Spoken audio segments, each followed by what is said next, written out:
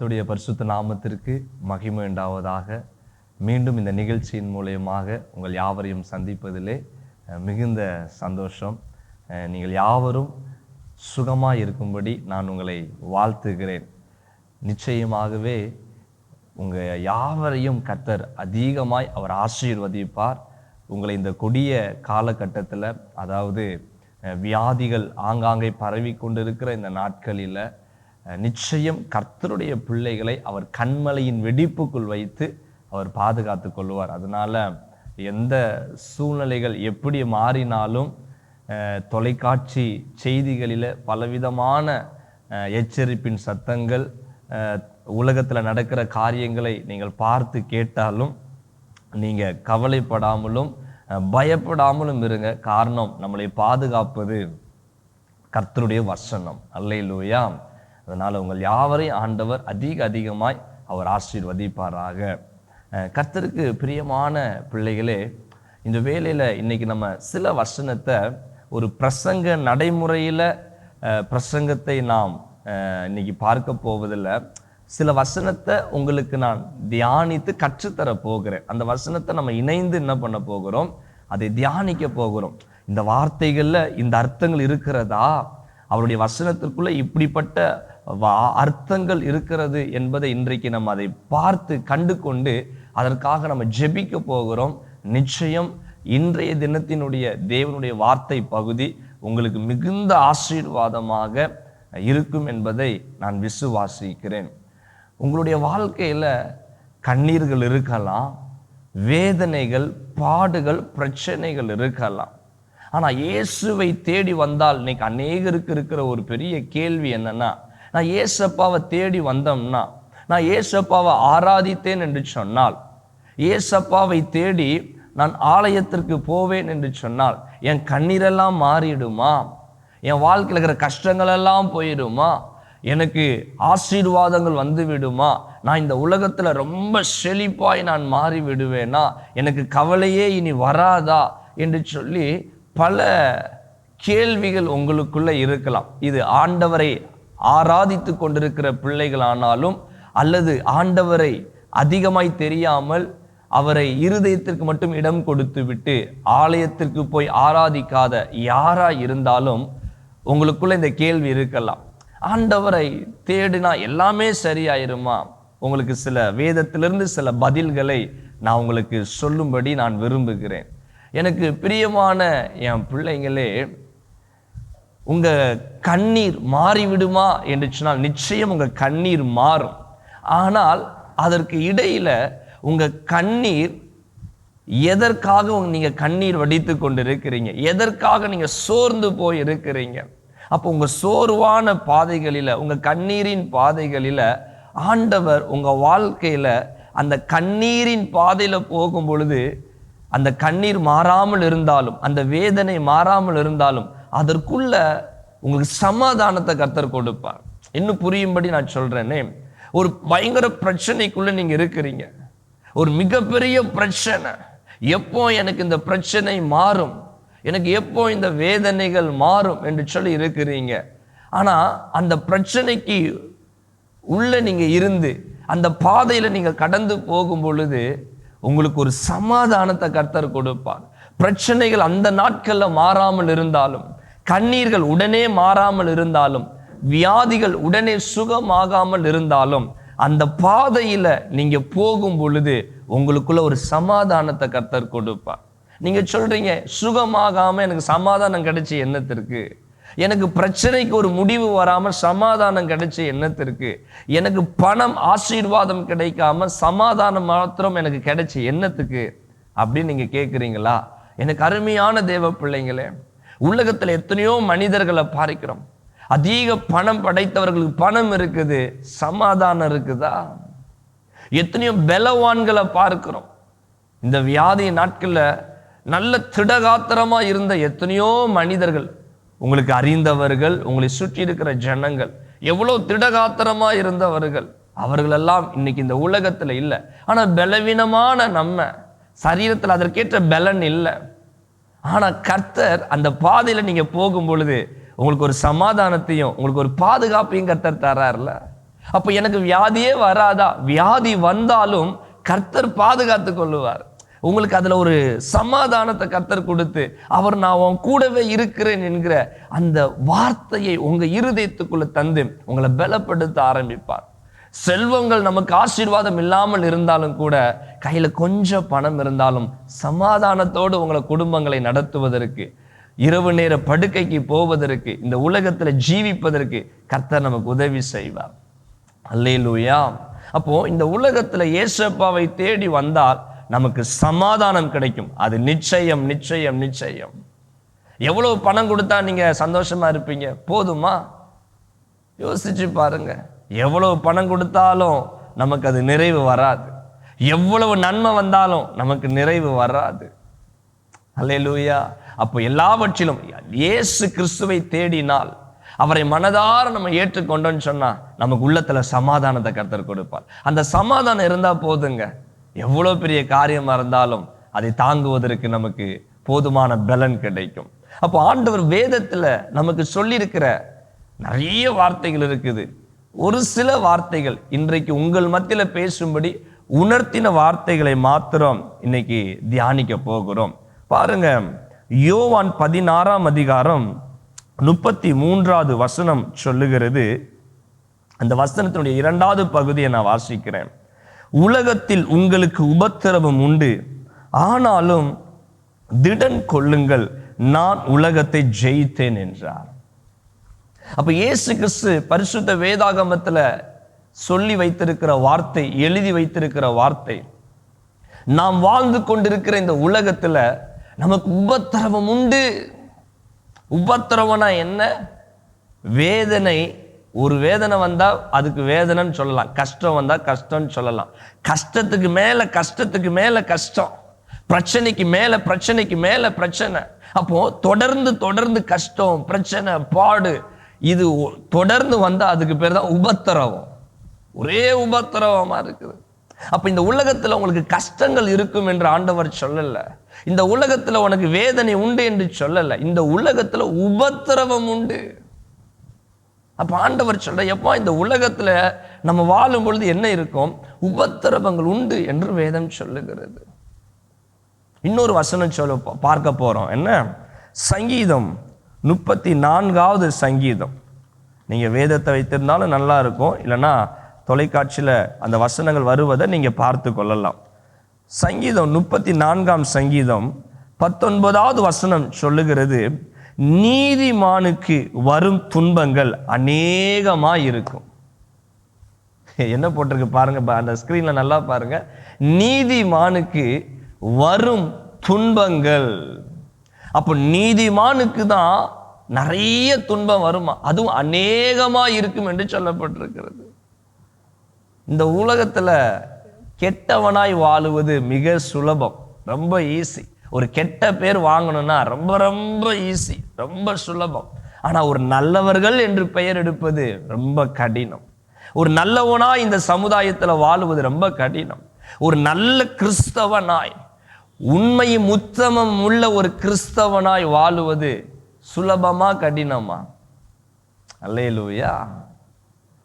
நினைச்சு பாருங்க. அப்ப ஆண்டவர் சொல்றாரு, அப்படி ஒரு பாவம் இல்லாத ஒரு நீதிமான், எந்த பாவத்துக்கும் அவர் போக மாட்டார். எந்த உலக பிரகாரமான இச்சையான காரியங்களுக்கு, பாவ பழக்க வழக்கத்துக்கு அவர் போவதில்லை. அவர் ஒரு நீதிமானாய் வாழுகிற மனிதன். ஆனா அப்படிப்பட்ட நீதிமானுக்கு அநேக துன்பங்கள் வரும் என்று பைபிள் சொல்லுது. அப்போ பாஸ்டர் என்ன சொல்றீங்க? இயேசுவை தேடி வரும்பொழுது உலகத்துல உபத்திரவம் இருக்குன்னு சொல்றீங்க, இன்னொரு பக்கம் நீதிமானுக்கு நிறைய பாடுகள் வரும்னு சொல்றீங்க. ஐயோ, இயேசுவை தேடி வந்தா உங்கள் துக்கம் சந்தோஷமாய் மாறும்னு சொல்லி இருக்கிறாங்களே, இயேசு என் கண்ணீரை துடைப்பார்ன்னு சொல்லி இருக்கிறாங்களே. எல்லாம் உண்மை தாங்க, உங்க கண்ணீர் துடைக்கப்படும், உன் துக்கம் சந்தோஷமாய் மாறும். ஆனால் இன்னொரு பக்கம் ஒன்று இருக்கிறது. அல்லேலூயா. அந்த பக்கம் என்னன்னா, இந்த உலகத்துல பாடுகள் இருந்தாலும் வேதனைகள் இருந்தாலும் அதே வசனம் என்ன சொல்லுது? மீண்டும் அந்த யோவான் 16ஆம் அதிகாரம் 33வது வசனத்தை மீண்டும் பாருங்க. உலகத்தில் உங்களுக்கு உபத்திரவம் உண்டு, ஆனாலும் திடன் கொள்ளுங்கள், நான் உலகத்தை ஜெயித்தேன். அல்லேலூயா. அப்ப ஆண்டவர் சொல்றாரு, உங்களுக்கு உபத்திரவம் இந்த உலகத்தில் இருக்கும், ஆனாலும் திடன் கொள்ளுங்கள், தைரியமா இருங்க. உபத்திரம் வருதுன்னு சொல்லி நீ பயப்படாத. என் அன்பு சகோதரி, என் அன்பு தேவ பிள்ளையே, இந்த உலகத்துல உனக்கு பாடு பாடு வேதனை வேதனை அப்படின்னு சொல்லி கலங்கி போய் நிக்கிறீங்களா? ஆண்டவர் உங்களை பார்த்து தான் சொல்றாரு, திடமனதா இருங்க, தைரியமா இரு. காரணம் என்ன தெரியுமா? எந்த உலகத்துல உனக்கு பாடுகள் உபத்திரவம் இருக்கிறதோ அந்த உலகத்தை இயேசு ராஜா ஜெயித்தார். அல்லேலூயா. நம்ம ஆராதிக்கிறோமே அந்த இயேசு மகாராஜா, அந்த பாடுகள் இருக்கிற அந்த உலகத்தை அவர் ஜெயம் எடுத்தவர். அதனால நம்ம கலங்க தேவையில்லை. பைபிள் சொல்லுது, நிச்சயமாகவே முடிவு உண்டு, உன் நம்பிக்கை வீண் போகாது.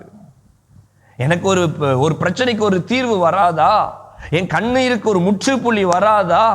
எனக்கு ஒரு சந்தோஷமான வாழ்க்கை கிடைக்காதா என்று சொல்லி ஏக்கத்தோடு இருக்கிறவங்களை பார்த்து தான் சொல்றாரு, உபத்திரவங்கள் இருக்குமா, ஆனா ஆண்டவர் அதை ஜெயம் எடுத்திருக்கிறார். உனக்கு ஜெயம் உண்டு. சங்கீதத்துக்கு வாங்க, வாசித்த வசனம் 34ஆம் சங்கீதம், மீண்டும் 19வது வசனத்தை பாருங்க.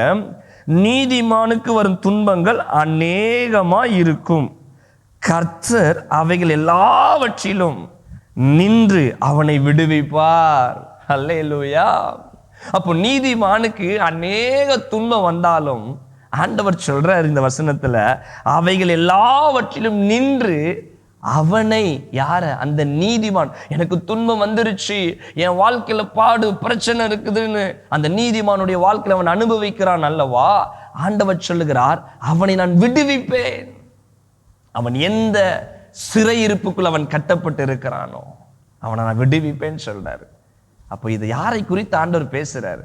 இந்த நிகழ்ச்சியை பார்த்து கொண்டு இருக்கிறீங்கல்ல, வேதனையோடு இந்த நிகழ்ச்சியை பார்த்து கொண்டு இருக்கிறீங்கல்ல, எனக்கு எதுலேயும் எனக்கு சமாதானம் இல்லை, எதுலேயும் எனக்கு ஒரு நிம்மதி இல்லை, நான் நிம்மதியாக இருந்து பல நாட்கள் ஆகிறது, எப்பவுமே என் வாழ்க்கையில வேதனை தான், இந்த உலகத்தை முடிச்சுட்டு சீக்கிரம் போயிடலாமான்னு எனக்கு தோணுது. இன்னைக்கு ஆண்டவர் சொல்றாரு, என் அன்பு பிள்ளைங்களே, நான் உன்னை விடுவிப்பேன் என்று கர்த்தர் சொல்றார். நான் உன்னை விடுவிப்பேன். அல்லேலூயா. ஆறுதல் இல்லாம இருக்கிற உங்களை பார்த்து தான் கர்த்தர் சொல்றாரு, நான் உன்னை விடுவிப்பேன். அதனால நீங்க சோர்ந்து போகாதீங்க. அநேக பாடு. சிலர் சொல்லுவீங்க, எனக்கு மாத்திரம் ஏன் இவ்வளவு நெருக்கடி? எல்லாரும் நல்லா இருக்கிறாங்களே, இந்த பாவிகள் எல்லாம் நல்லா இருக்கிறான், துன்மார்க்கன் எல்லாம் நல்லா இருக்கிறான், எப்பவும் ஆண்டவரை தேடிக்கொண்டு எப்பவும் ஆண்டவர் ஆராதித்து கொண்டிருக்கிற எனக்கு மாத்திரம் ஏன் இவ்வளவு பாடுப்பா? எனக்கு ஏன் ஆண்டவர் இவ்வளோ சோதனையை கொடுக்கிறார்? நம்ம வழக்கத்துல பேசுற வார்த்தை தானே, எனக்கு ஏன் கடவுள் இவ்வளவு சோதனையை கொடுக்கிறாரு? ஒரு சோதனைனா பரவாயில்ல, இவ்வளவு சோதனையா அப்படின்னு சொல்லுவீங்கல்ல. உங்களுக்கு வசனத்துல ஒரு பதிலை ஆண்டவர் வைத்திருக்கிறார். அதை நான் உங்களுக்கு வாசித்து காட்ட விரும்புகிறேன். 1 கொரிந்தியர் 10ஆம் அதிகாரத்தில் 13வது வசனம் என்ன சொல்லுகிறது? நான் வாசிக்கிறேன், அதை கவனமா பாருங்க. 1 கொரிந்தியர் 10ஆம் அதிகாரம் 13வது வசனம், மனுஷருக்கு நேரிடுகிற சோதனையே அல்லாமல் வேற சோதனை உங்களுக்கு நேரிடவில்லை. நல்லா பாருங்க, எனக்கு நிறைய சோதனை இருக்கு. சோதனைக்கு நான் ஏன் மனுஷனா பிறந்தேன்? அதோ அந்த ஒரு விலங்கா நான் பிறந்திருக்கலாமே, அதோ அந்த மரமா பிறந்திருக்கலாமே, நான் பாட்டுக்கு நான் நிம்மதியா இருந்திருப்பேன். என்னை ஏன் ஆண்டவரை ஒரு பெண்ணாய் உருவாக்குனீங்க? என்னை ஏன் ஆண்டவரை ஒரு ஆண் மகனா உருவாக்குனீங்க? என்னை ஏன் ஆண்டவர் இந்த குடும்பத்துக்குள்ள என்னை கட்டி கொடுத்தீங்க? ஏன் ஆண்டவர் இவங்களுக்கு போய் நான் பிள்ளையா பிறந்தேன்? ஏன் ஆண்டவரே எனக்கு போய் இந்த பிள்ளைங்க பிறந்துச்சு அப்படின்னு சொல்லி ஒரு பெரிய மன அழுத்தத்துல ரொம்ப சோர்ந்து உடைஞ்சு போய் இருக்கும் பொழுதுதான் இந்த வார்த்தையை நாம் சொல்லுவோம். ஏன், என்ன வாழ்க்கைப்பா இது? என்ன தொழிலுப்பா நான் செய்யறேன்? நாய் வேலை, நாய் மாதிரி நான் உழைக்கிறேன், ஒரு மாடு மாதிரி நான் உழைக்கிறேன், என்ன வாழ்க்கைப்பா இது அப்படின்னு சொல்லி உடைந்து போய் நொந்து போய் இருக்கும் பொழுது வரக்கூடிய வார்த்தை தான் இது.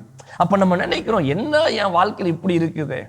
அப்ப பைபிள் ஆண்டவர் சொல்றாரு பாருங்க, மனுஷருக்கு நேரிடுகிற சோதனையே அல்லாமல் வேற சோதனை உங்களுக்கு நேரிடவில்லை. மனிதர்களுக்கு ஆண்டவர் என்ன பங்கு வச்சிருக்கிறாரோ அந்த பங்கு தாங்க, அந்த கஷ்டம், அந்த பாடு, அந்த உபத்திரம், அந்த வேதனை தான் நமக்கு ஆண்டவர் தரார். நீங்க சொல்ல, ஏன் ஆண்டவர் எனக்கு இந்த பாடம் தருகிறீங்க, ஏன் ஆண்டவர் இந்த வேதனையை தருகிறீங்க? அல்லேலூயா. ஒரு உதாரணத்தை நான் உங்களுக்கு சொல்ல விரும்புகிறேன். ஒரு பொருள் கஷ்டப்படாம அது கிடைச்சிச்சுன்னா அதனுடைய மதிப்பு நமக்கு தெரியுமா? யோசிச்சு பாருங்க. கஷ்டப்படாம ஒரு பொருள் நமக்கு கிடைச்சிருச்சு. இப்போ நம்ம கையில பணம் இருக்குதுங்க. ஒரு 1000 ரூபாய் சம்பாதிப்பதற்கு எவ்வளவு கஷ்டப்படுறோம். ஒரு நாள் முழுவதும் வேலை பார்த்து ஒரு கூலி பணத்தை வாங்கி அதை கொஞ்சம் கொஞ்சமா சேர்த்து ஒரு 1000 ரூபாய் பணத்தை சேர்த்து வைக்கிறோம். அப்ப அந்த 1000 ரூபாவை கஷ்டப்பட்டு சம்பாதிச்சதுனாலதான் அதனுடைய மதிப்பு நமக்கு தெரியுது. அப்போ கஷ்டப்படாம அந்த பணம் நம்ம கையில வந்துச்சுன்னா மதிப்பு தெரியுமா? ஒரு சின்ன குழந்தை இருக்குது, அந்த குழந்தைகிட்ட 2000 ரூபாய் தாளை கொண்டு போய் கொடுங்க, அது கசைக்கு தூக்கி போட்டுரும். அதுக்கு அதனுடைய மதிப்பு தெரியாது, அதுக்கு மதிப்பு தெரியாது. ஆனா உங்ககிட்ட அந்த 2000 ரூபாய் தாள் இருந்துச்சுன்னா எவ்வளவு பத்திரமா வச்சுக்கிடுவீங்க. ஏன்னா நீங்க எவ்வளவு கஷ்டப்பட்டீங்கன்றது உங்களுக்கு தெரியும். அப்ப அதே போலதான் எனக்கு அருமையான தேவ பிள்ளையே, பரலோக ராஜ்யத்திற்கு உங்களையும் என்னை ஆண்டவர் அழைச்சிட்டு போறாருமா. அந்த பரலோக ராஜ்யத்திற்கு போகிற வாசல் கர்த்தர் சொல்றாரு, குறுகின பாதையா இருக்கும், விசாலமா இருக்காது, வேதனை நிறைந்த பாதைகளா தான் இருக்கும், கரடு முரடாய் தான் இருக்கும். ஆனா விசாலமான பாதையோ அது நரகத்துக்கு நேரா போற பாதை. அப்போ நம்ம எல்லாரும் ஒரு நாட்கள்ல பரலோகத்துக்கு போகிறோம். அப்ப அந்த பரலோகத்துக்கு போகிறதுக்கு ஆண்டவர் சில காரியங்களை இந்த உலகத்தில் அனுமதிக்கிறார். என் பிள்ளை பரிசுத்தமா இருக்கிறாளா, என் பிள்ளை சில பாடுகள் வந்தாலும் அவள் எப்படி உத்தமமா என்னை பின்பற்றுகிறாளா?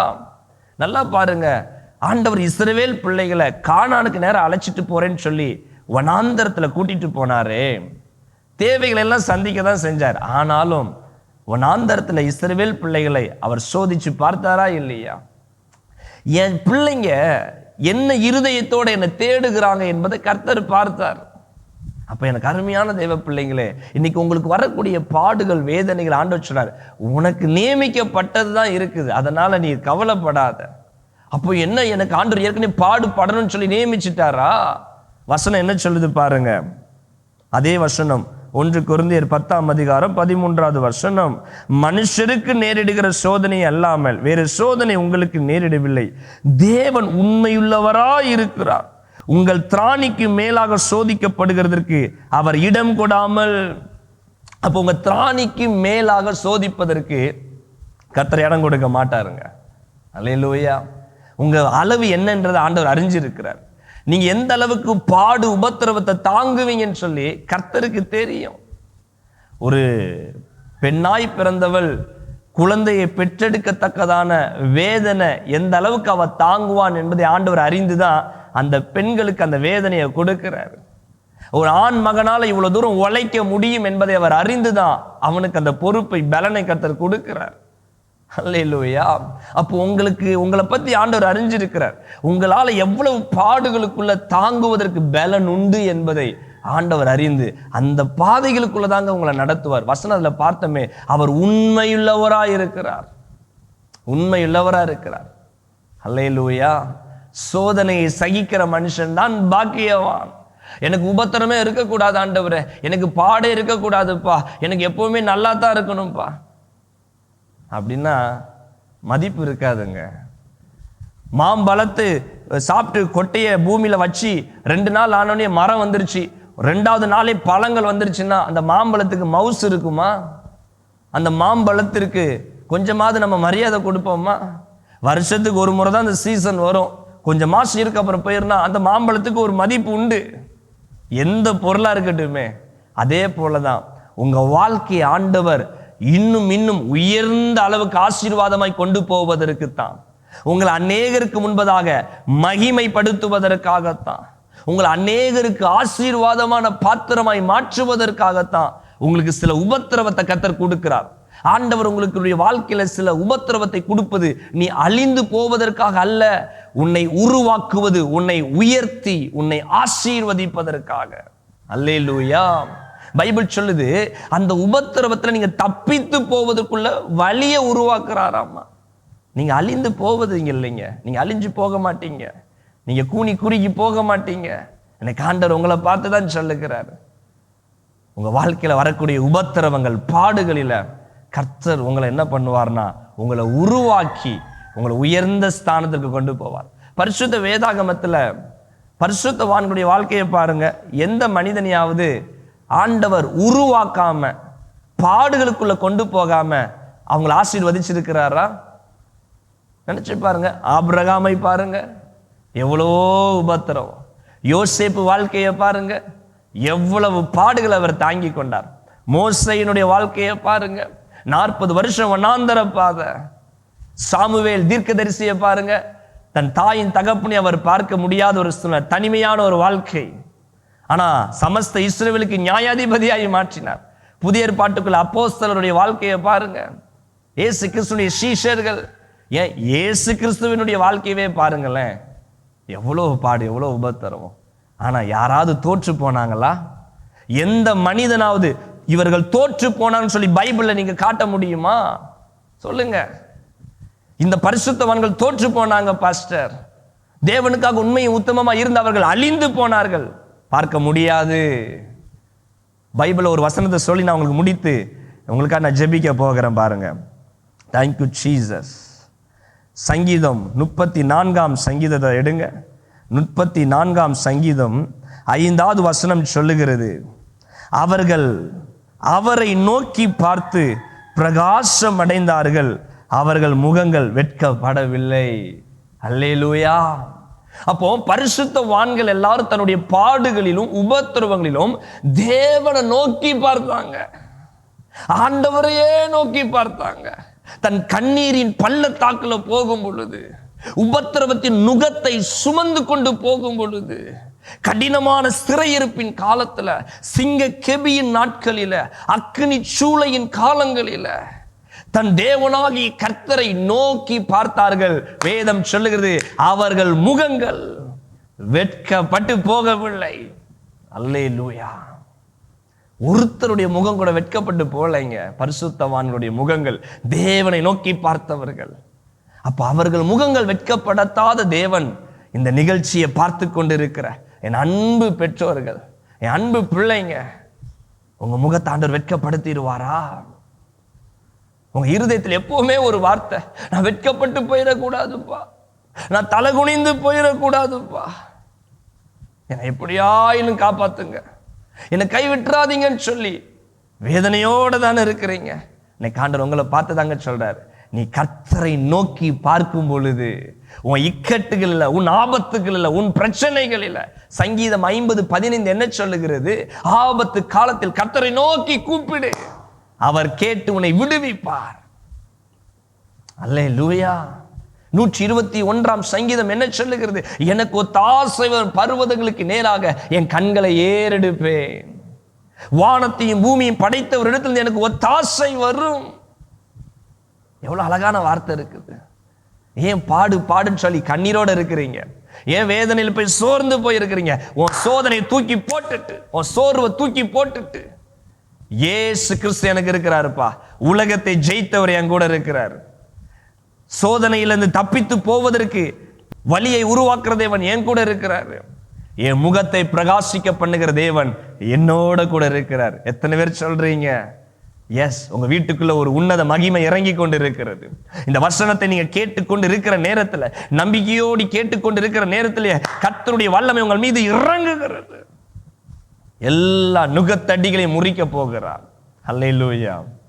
அன்னைக்கு ஆண்டவர் உங்களை பார்த்து தெளிவா சொல்லுகிறார், என் அன்பு பிள்ளைங்களே, எவ்வளவு உபத்திரவத்துல, எவ்வளவு வேதனையில் இருந்தாலும் கர்த்தரை நோக்கி பாருங்க, அவரை மாத்திரம் நோக்கி பாருங்க, அவர் உங்க முகங்களை பிரகாசம் அடைய பண்ணுவார். இந்த செய்தியினுடைய தொடர்ச்சி நாளை தினத்திலே நான் பேசுவேன். இன்னைக்கு சில கஷ்டத்தை, சில பாடுகள், வேதனைகளை குறித்து நம்ம தியானிச்சோம். ஆண்டவருடைய முகத்தை நோக்கி பார்த்தா எப்படிப்பட்ட உன்னதமான மகிமைகள் உண்டு, ஆண்டவர் எப்படி அற்புதங்களை செய்வார் என்கிற அடுத்த பக்கத்தையும் நம்ம நாளை தினத்துல பார்ப்போம். அதனால ஆவலோடு நாளை தினத்திலையும் இந்த நேரத்திற்கு தொலைக்காட்சிக்கு முன்பதாக அமர்ந்திருங்க. கர்த்தர் உங்களோடு தீர்க்க தரிசனமாய் அவர் பேச வல்லமையுள்ளவராய் இருக்கிறார். இருக்கிற இடத்துல கண்களை மூடி ஜெபிப்போம். மகிமையும் கனமும் உள்ள எங்கள் நல்ல பிதாவே, இந்த நல்ல ஒரு தருணத்திற்காக ஸ்தோத்திரம்பா. அன்பு பிள்ளைங்க, வாழ்க்கையில எவ்வளவோ பாடு, பிரச்சனை, வேதனை, கண்ணீர்கள் இருந்தாலும் நாங்கள் உம்மை உறுதியாய் நம்புகிறோம். கர்த்தரை நோக்கி பார்த்தவருடைய முகங்கள் பிரகாசம் அடைந்தன. நாங்க இந்த பாடுகளிலும் நாங்க உங்களையே நோக்கி பார்க்கிறோம்ப்பா. யார் யார் உம்மை நோக்கி இந்த தருணத்துல பார்த்து இருதயத்தின் ஆழத்திலிருந்து பெருமுச்சோடு ஜெபித்து கொண்டு இருக்கிறார்களோ, அவங்க கஷ்டங்கள் என்னவா இருந்தாலும் கர்த்தர் அந்த பாடுகளை மாற்றி பிள்ளைகளுடைய முகத்தை நீர் பிரகாசிக்க பண்ண போவதற்காக ஸ்தோத்திரம். உன் சிறையிருப்பு மாறுகிறது. என் அன்பு மகளே, உன்னுடைய நெடு நாள் சிறையிருப்பை கர்த்தர் மாற்றுகிறார். உன்னுடைய உபத்திரவத்தை மனிதர்கள் அற்பமா எண்ணினாங்க. உன்னுடைய பாடுகளை மனிதர்கள் அற்பமா எண்ணினாங்க. உன் கஷ்டம், உன் கண்ணீரை மனிதர்கள் அற்பமா எண்ணினாங்க. ஆனா ஆண்டவர் சொல்லுகிறார், உன் கண்ணீரெல்லாம் என் துருத்தியில நான் வைத்திருக்கிறேன். மனிதர்கள் அற்பமா எண்ணின உன் கண்ணீரை நான் என் துருத்தியில நான் பத்திரமா வைத்திருக்கிறேன். நீ கண்ணீரோட விதைத்தவைகளுக்கு கம்பீர அறுவடை உண்டு என்று கர்த்தர் சொல்லுகிறார். கம்பீர அறுவடை உண்டு மகளே, நீ கலங்காதே. மகனே, நீ கலங்காதே. உன் முகத்தை நான் பிரகாசிக்க பண்ணுவேன். பிள்ளைங்களை ஆசீர்வதிங்கப்பா, ஆசீர்வதிங்க. இயேசு கிறிஸ்துவின் நாமத்தில் ஜெபிக்கிறோம் எங்கள் பிதாவே, ஆமென். கர்த்தருக்கு பிரியமான பிள்ளைங்களே, இன்னைக்கு ஆண்டவரே உங்களோட அவர் இந்த சிறுமையை கொண்டு அவர் பேசியிருக்கிறார். கர்த்தர் பேசின வார்த்தையின் பிரகாரம் உங்களை கரம் பிடித்து நடத்துவார். உங்க முகங்களை பிரகாசிக்க பண்ணுவார். ஆமென். நாளை தினத்திலையும் இந்த நேரத்தில் இந்த நிகழ்ச்சியை நீங்கள் பாருங்கள். கர்த்தர் இன்னும் உங்களோடு அவர் இடைப்பட அவர் ஆர்வம் உள்ளவராகவும் அவர் நல்லவராகவும் இருக்கிறார். கர்த்தர் உங்களை ஆசீர்வதிப்பார். ஆமென். ஆராதிப்போமே அவரை.